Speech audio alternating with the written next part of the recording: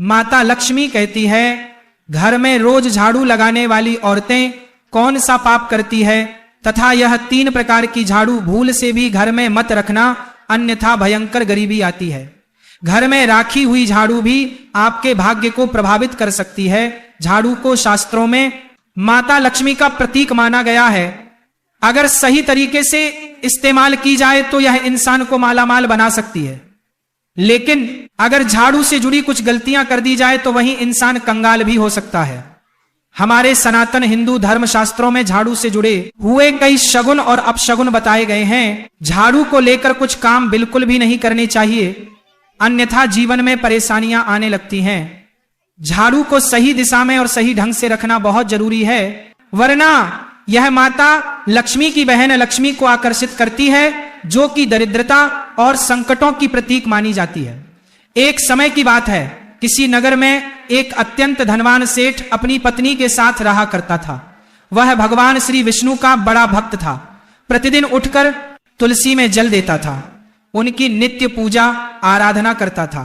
उसकी पत्नी अत्यंत सद्गुणी, विनम्र और धर्मपरायण स्त्री थी। दोनों का जीवन सुख समृद्धि से भरा था, किंतु संतान के अभाव में वे बहुत दुखी थे। बहुत प्रार्थना और पूजा के बाद एक दिन उनकी प्रार्थना स्वीकार हुई और फिर उनके घर एक सुंदर पुत्री ने जन्म लिया। माता पिता ने अपनी पुत्री का नाम सुनंदा रखा। सुनंदा बचपन से ही माता पिता की अत्यंत प्रिय थी। कई सारी मन्नतें मांगते हुए और भगवान शिव के सावन सोमवार के व्रत करने से उन्हें पुत्री की प्राप्ति हुई थी। इसीलिए सेठ और उनकी पत्नी उस कन्या को हमेशा अपनी पलकों पर बिठाकर रखते थे। उसे कभी कोई भी चीज की कमी नहीं होने देते थे। उसकी हर एक इच्छा पूर्ण की जाती थी, मानो जैसे कि उसने देवराज इंद्र के घर में जन्म लिया हो। अब इधर सेठ की अपार धन संपत्ति की वह भी इकलौती वारिस थी। अब समय के चलते वह कन्या शुक्ल पक्ष के चंद्रमा के समान सुंदर रूप को लिए धीरे धीरे बढ़ने लगी, किंतु माता पिता के अति प्रेम और दुलार के कारण वह अत्यंत बिगड़ गई। उसका स्वभाव आलसी, कपटी, घृष्ट और अभिमानी हो गया। वह अपशब्द बोलती, सभी अन्य लोगों को अपमानित करती और उसे स्वच्छता से सख्त नफरत थी। उसने कभी जीवन में झाड़ू को छुआ तक नहीं था। समय के चलते अब तो वह अपने माता पिता के साथ हठ करने लगी थी। फिर एक दिन उसके माता पिता ने सोचा कि विवाह के बाद शायद वह सुधर जाए, इसलिए वह सुनंदा के विवाह की चिंता करने लगे। जब वह 16 वर्ष आयु को प्राप्त हुई तो सेठ ने सुनंदा के विवाह हेतु अनेक धनवान और प्रतिष्ठित घरानों से रिश्ते लाए, लेकिन सुनंदा सबको अपमानित कर भगा देती थी। वह किसी से कुछ कहती तो किसी से कुछ, कभी कभी तो दूल्हा बनने के लिए आने वाले युवक के ऊपर घर की छत से पानी डालती थी। उसकी इस प्रकार की बचकानी हरकतों के कारण नगर के लोग उस कन्या से डरने लगे थे। इसी कारण से अब सेठ और उसकी पत्नी अत्यंत चिंतित और दुखी रहने लगे। फिर एक दिन की बात है, संयोगवश सुनंदा की नजर वन में रहने वाले एक अत्यंत गरीब ब्राह्मण युवक पर पड़ी। उस युवक का नाम शांतनु था।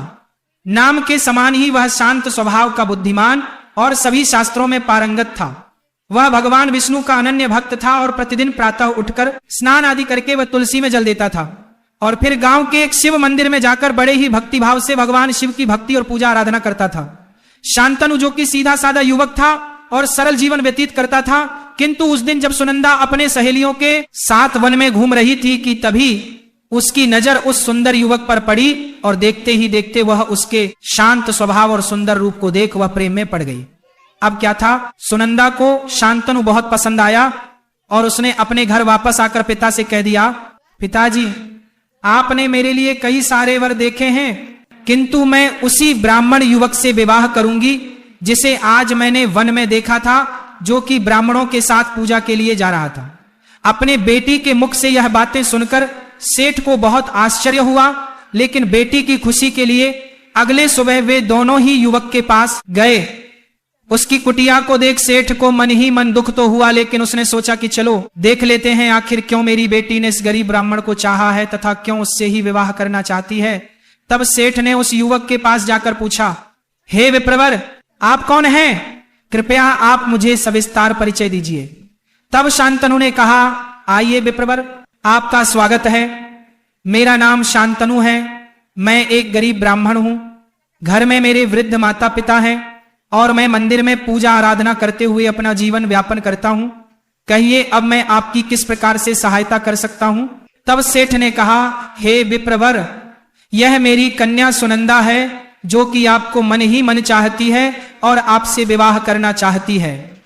तब विस्मय के साथ शांतनु ने कहा, हे श्रेष्ठ, मुझे क्षमा कीजिए, किंतु मैं आपके तथा आपकी कन्या के योग्यवर नहीं हूं।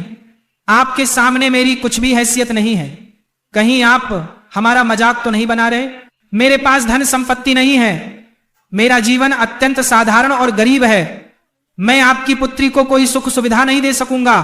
तब सेठ ने शांतनु को समझाया और कहा, चिंता मत करो, मैं तुम दोनों को इतनी संपत्ति दूंगा कि तुम दोनों आराम से जीवन व्यतीत कर सको। तब शांतनु उनकी बात मान गया और फिर योग्य मुहूर्त के अनुसार सुनंदा का विवाह उससे हो गया। फिर विवाह के दिन सुनंदा की मां ने उसे धार्मिक विधि पूर्ण होने के पश्चात एक झाड़ू दिया और कहा कि बेटी, इसे अच्छे से संभाल कर रखो।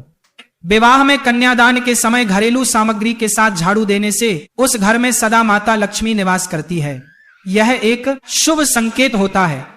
किंतु सुनंदा ने उस झाड़ू को ले लिया और बस बाजू में रख दिया। फिर सारे विधि पूर्ण होने के बाद सुनंदा अपने घर की ओर चली गई। विवाह के पहले ही समय के चलते सेठ ने अपनी बेटी के लिए एक नया घर बनवा दिया तथा उसके पति के लिए व्यापार का कारोबार करने के उद्देश्य से एक धान्य की दुकान भी शुरू करवा दी, ताकि भविष्य में उनका व्यापार अच्छे से बढ़े और उनकी भी तरक्की हो। अब शुरुआती दिनों में सुनंदा प्रसन्न थी। वह अपने पति के साथ स्नेहपूर्वक सहवास करती थी, लेकिन जल्द ही वह अपना असली रंग दिखाने लगी। आलसी और घमंडी होने के कारण वह घर की साफ सफाई बिल्कुल भी नहीं करती थी। अब हर समय घर गंदा रहता, भोजन के पश्चात बर्तन जैसे के तैसे पड़े के पड़े ही रहते थे। हर जगह घर में मकड़ियों के जाले लगे रहते थे। फिर एक दिन की बात है जब सुनंदा के पति शांतनु ने उसे समझाते हुए और कहता है, अरे सुनंदा, एक पतिव्रता स्त्री को स्वच्छता से प्रेम होना चाहिए तथा सभी प्रकार के गृह कार्य में दक्ष रहना चाहिए। तुम तो किसी भी प्रकार का कोई भी कम नहीं करती हो।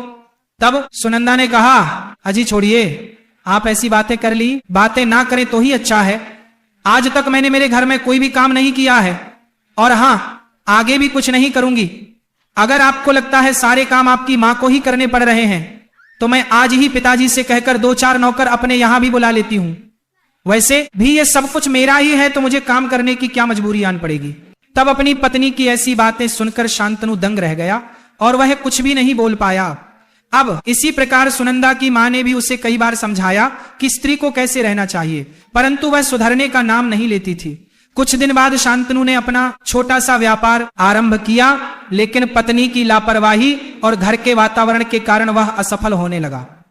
उसकी दुकान पर कोई भी नहीं आता था, आया तो उसके निराश चेहरे को देखकर वहां से आगे की ओर चला जाता था। अब इसी तरह से दिन बीतते जा रहे थे। फिर एक दिन की बात है, शांतनु को अपने व्यापार के कार्यों के कारण किसी अन्य नगर में जाना था। इसीलिए वह सुबह उठते ही किसी से कुछ बिना कहे ही अपने सामान को बांधकर अपने बैलगाड़ी को लेकर चला गया।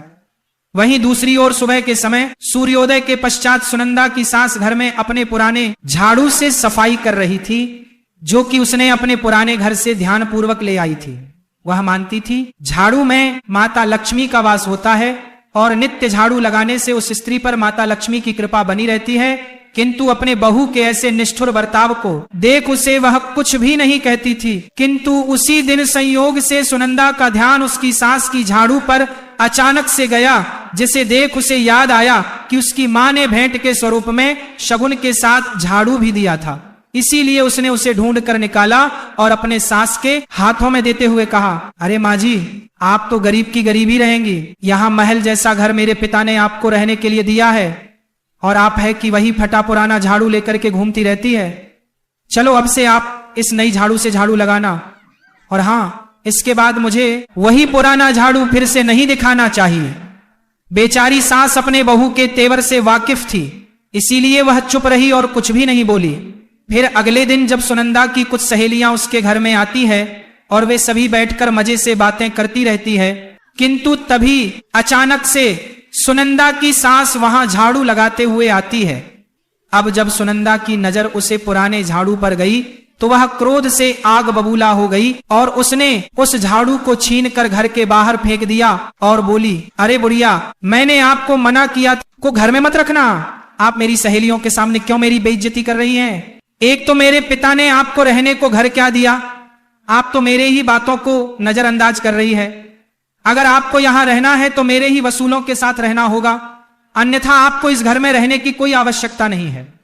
अपने बहू के मुख से ऐसे वचन सुनकर बेचारी सास कुछ भी बोल ना सकी और अपने वस्त्र तथा कुछ सामान को लेकर वहां से चुपचाप अपने पति को साथ लेकर पुराने घर की ओर निकल गई। उन्हें अपनी बहू का ऐसा अपमान सहन नहीं हुआ। अब जब संध्या समय को उसके घर आए मेहमानों के लिए जब उसने भोजन बनाया, सभी को परोसा और सभी लोगों ने आनंद के साथ उसे खा भी लिया, किंतु जब सुनंदा की बारी आई तो सारा भोजन समाप्त हो चुका था। आज जीवन में पहली बार उसे भूखा ही सोना पड़ा। फिर अगली सुबह उठते ही उसने घर में गंदगी के कारण झाड़ू तो लगाया, किंतु जैसे ही उसका काम हो गया उसने उसे घर के कोने में फेंक दिया और उसे पैर से अलमारी के नीचे खिसका दिया। वह झाड़ू को कभी सर के ऊपर से रख देती, कभी उल्टा टिका देती। वह अक्सर शाम के बाद झाड़ू लगाने लगती और कचरा घर से बाहर फेंक देती थी। यह सब शास्त्रों के अनुसार माता लक्ष्मी का अपमान माना गया है, लेकिन सुनंदा को इसका कोई ज्ञान नहीं था। वह इसे सिर्फ साधारण काम समझकर कर रही थी। फिर अगली सुबह स्नान आदि करके उसने भोजन बनाया और अपने घर आए सभी मेहमानों को परोसा, किंतु सभी के भोजन के पश्चात तो आज फिर से सुनंदा के लिए भोजन नहीं बचा। व्यक्ति प्रसन्न अब वह बहुत आश्चर्यचकित रह गई और मन ही मन सोचने लगी कि मैंने आज रात से कई गुना अधिक भोजन बनाया था, फिर भी मुझे भूखा ही रहना पड़ा। अब फिर से उसने स्वयं के लिए चावल पकाकर खा लिया। फिर दूसरे दिन जब सुनंदा ने घर में झाड़ू लगाया, किंतु आज भी उसने पैर से छूकर बाहर निकाला और स्वच्छता के बाद उसे वैसे दरवाजे के पीछे खड़ा रख दिया। अब होनी को कुछ और ही मंजूर था। सुनंदा जाने अनजाने में गलतियां करती ही जा रही थी, लेकिन उसके घर की नकारात्मकता की समझ उसे नहीं आ रही थी। अभी इसी प्रकार से कुछ दिन बीतते जा रहे थे। सुनंदा अब अकेली होने के कारण उससे मिलने हर दिन कोई ना कोई मेहमान आता रहता था, किंतु जब भी वह उनके लिए भोजन बनाती और पहले से अधिक मात्रा में बनाती थी, फिर भी वह समाप्त हो जाता था। है तो क्या अब उसके घर में सब कुछ होने के बावजूद उसका हाल बुरे बदतर होता जा रहा था। कहने को तो वह महल की रानी थी, पर पर्याप्त भोजन न मिलने के कारण अब वह सूख कर कांटा बन गई। अब इसी तरह से कुछ दिन बीतने के बाद एक दिन शांतनु वापस अपने घर में आता है। तब वह देखता है कि उस घर में उसके माता पिता नहीं हैं। जब उसने पूछा कि अरे भाग्यवान, मेरे माता पिता कहाँ गए हैं? वे काफी समय से दिखाई नहीं दे रहे। मैं तो कब से उन्हें ढूंढ रहा हूँ। क्या तुम जानती हो आखिर वे कहाँ गए हैं? तो उसने बताया कि उन्हें मेरे साथ रहना रास नहीं आया है, इसीलिए वे अपने पुराने घर को चले गए हैं। इस बात को सुनकर शांतनु को बड़ा ही दुख हुआ। अब वह समझ गया सुनंदा को उसके माता पिता बोझ लगने लगे हैं, इसीलिए उस दिन वह अपनी पत्नी से कुछ भी नहीं कहता है, क्योंकि उससे मुंह लगाना कितना भारी पड़ सकता है ये भली भांति जानता था। तो उसने भोजन किया और शांत चित्त होकर सो गया। फिर अगले दिन दोनों पति पत्नी घर के आंगन में झगड़ा कर रहे थे। तभी उन्होंने देखा कि एक साधु उनके घर के सामने रुका और उनके घर की तरफ दोनों हाथों को जोड़कर कुछ मन ही मन बातें कहते हुए प्रणाम करके चला गया। उन्हें आश्चर्य हुआ कि साधु ने किसे प्रणाम किया। फिर अगले दिन से यह रोज का क्रम हो गया। साधु प्रतिदिन उनके घर के सामने आता, हाथ जोड़कर प्रणाम करता और चला जाता। अब धीरे धीरे सुनंदा की बुरी आदतों के कारण घर का सारा धन संपत्ति समाप्त होने लगी। वह अपने पिता से धन मांगकर पिता को भी कंगाल बना चुकी थी। इसलिए अब एक दिन शांतनु भी उसकी हरकतों से तंग आकर उसे छोड़कर चला गया और माता पिता की सेवा करने लगा। वह साधु साक्षात भगवान श्री हरि विष्णु थे, जो सुनंदा को मार्गदर्शन करने हेतु धरती लोक पर एक साधु का रूप धारण करके आए थे। क्योंकि सुनंदा के माता पिता ने भगवान विष्णु की खूब पूजा की थी, इसीलिए भक्त वत्सल प्रभु स्वयं उसकी सहायता करने के लिए आए थे। अब इधर सुनंदा अकेली रह गई, लेकिन उसका स्वभाव नहीं बदला। वह ऐसो आराम में जीकर बचा खुचा जो धन था उसने उसे भी उड़ा दिया। अब उसके पिता ने भी उसका त्याग कर दिया। अंत में वह पूरी तरह से कंगाल होकर अपने घर में अकेली रह गई। अब उसे अपने कर्मों का गहरा पश्चाताप होने लगा। लेकिन अब बहुत देर हो चुकी थी, किंतु इसी बीच एक बात नहीं बदली। वह साधु अभी भी रोज उसके घर के सामने आते, प्रणाम करते और मन ही मन कुछ कहते हुए वहां से चले जाते थे। फिर एक दिन सुनंदा से रहा ना गया। वह घर के बाहर निकली और क्रोध से बोली, हे साधु, प्रतिदिन मेरे घर को देखकर तुम किसे प्रणाम करते हो? मेरे घर में तो कुछ भी नहीं बचा, लेकिन तुम हो कि हर दिन मुझे प्रणाम करते हो। आखिर तुम्हें क्या चाहिए? तब साधु मुस्कुराया और बोला, हे पुत्री, मैं तुम्हारे घर में विराजमान देवी लक्ष्मी को प्रणाम करता हूँ। तुम्हारे घर में जो गंदगी, आलस्य, अभिमान और कटुवाणी विराजमान है, वही देवी लक्ष्मी का स्वरूप है। लेकिन मैं उनका सम्मान करता हूँ ताकि वे मेरे घर कभी ना आए। इसीलिए प्रतिदिन जब भी मैं आपके घर के सामने से गुजरता हूँ, मैं लक्ष्मी जी को प्रणाम करता हूँ। देखो जो तुम्हारे घर के ऊपर बैठी हुई है। अब क्या था, सुनंदा यह सुनकर हतप्रभ रह गई, मानो कि अब तो उसके पैरों के नीचे से जमीन खिसक गई हो। वह कुछ पलों के लिए सदमा पाकर शांत रह गई और कुछ भी आगे बोल नहीं पाई। जब उसने खुद को संभाला तब उसे समझ आ गया कि उसने कोई तो बड़ी भूल की है। उसने स्वयं ही देवी लक्ष्मी को त्याग कर देवी लक्ष्मी को अपने घर में स्थान दिया था। अब वह फूट फूट कर रोने लगी, जिस कारण से उसके साथ ऐसा हो रहा है। तब उसने उस साधु के चरणों को पकड़ लिया और बोली, हे महात्मा, कृपा करें और मुझे इसका कोई उपाय बताएं। सुनंदा के विनम्र भाव को तथा उसके भीतर के पश्चाताप को देखकर साधु भगवान श्री हरि विष्णु कहते हैं, हे पुत्री, अगर तुझमें साहस है तो ध्यान से सुनो। तुम्हारी ही गलती के कारण ऐसे प्रकोप हुआ है। मिला है, तुमने घर में रखी झाड़ू का अपमान किया था, इसलिए देवी लक्ष्मी तुम्हारे घर से रुष्ट होकर चली गई। तब सुनंदा कहती है, हे स्वामी, मुझे क्षमा करें और मेरा मार्गदर्शन करें। मैं इस भूल के लिए माता लक्ष्मी से क्षमा याचना करूंगी। आज से उनकी नित्य पूजा आराधना करूंगी। हे महाराज, आपसे मैं विनती करती हूँ, मेरा मार्गदर्शन करें। तब साधु भगवान विष्णु कहते हैं, हे पुत्री, उठो, शांत हो जाओ, मैं तुम्हें मार्गदर्शन करता हूँ, किंतु अब तुम मेरे प्रत्येक शब्द को ध्यान पूर्वक सुना। तब सुनंदा हाथ जोड़कर साधु से प्रणाम करती है और कहती है, जी हाँ महाराज, अब आप मुझ में पर कृपा करें। तब आगे साधु कहते हैं, हे पुत्री, झाड़ू सिर्फ गंदगी साफ करने का औजार नहीं, यह आपके भाग्य की दिशा भी तय कर सकती है। तो जो दिया है, शास्त्रों में झाड़ू को माता लक्ष्मी का प्रतीक माना गया है। इसे सही तरीके से इस्तेमाल किया जाए। बोलो, तो मैंने वीडियो बंद कर दी है, पहले जाके सब्सक्राइब बोलो मेरी माँ। जैसे सब्सक्राइब करोगे वीडियो अपने आप चालू हो जाएगी। जो मिला है उसकी संख्या कुछ नहीं आएगी। जो नहीं मिला, जैसे आप लोग सब्सक्राइब, जो नहीं मिला उसकी शिकायत लोग करते हैं। अरे जो मिला है उसका धन्यवाद तो करो कम से कम। सब्सक्राइब दुनिया को आए तो यह धन समृद्धि और सुख शांति लाने वाली होती है, लेकिन लापरवाही से इसका उपयोग घर में दरिद्रता, अशांति और संकट ला सकता है। अब तुम्हें मैं झाड़ू के प्रकारों के विषय में बताता हूँ तथा कौन सी झाड़ू शुभ होती है या कौन सी अशुभ है। तो सुनो, झाड़ू 3 प्रकार की होती है।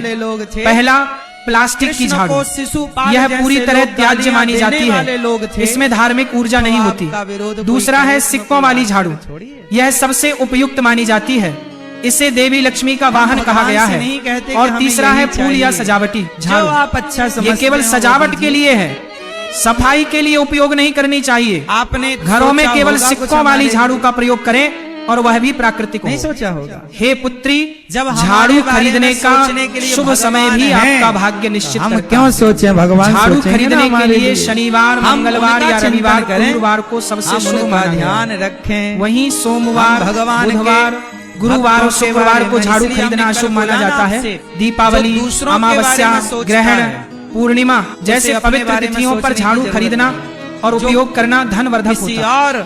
के बारे में सोचता है ना भगवान, उसके बारे में जरूर सोचते हैं। परिवार में बस नीति और नियत साफ होनी चाहिए। भूलना मत, सब्सक्राइब कर दो, सब्सक्राइब। इसलिए दास अनिरुद्ध